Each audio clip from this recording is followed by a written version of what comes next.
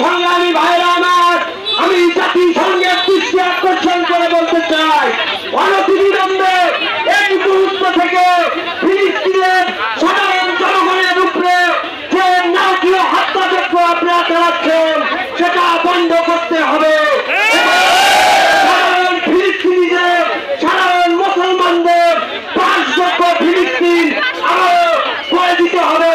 সংগ্রামী ভাইরা আমার, এর পরবর্তীতে আমি আরো বলতে চাই, বাংলাদেশের যে অন্তর্বর্তীকালীন সরকার আছেন, আপনারা আপনাদের অবস্থান নির্ধারণ করুন যে আপনারা ইসরায়েলের পক্ষে অবস্থান নেবেন নাকি সাধারণ ফিলিস্তিনের মানুষের পক্ষে অবস্থান নেবেন।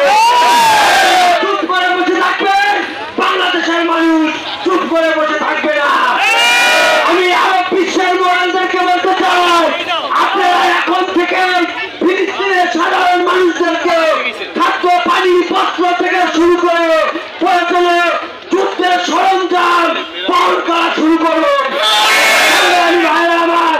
আমি আজ বক্তব্য দীর্ঘায়িত না করে আজকের আলোচনা সভার এখানে সমাপ্ত ঘোষণা করে বক্তব্য শেষ করছি।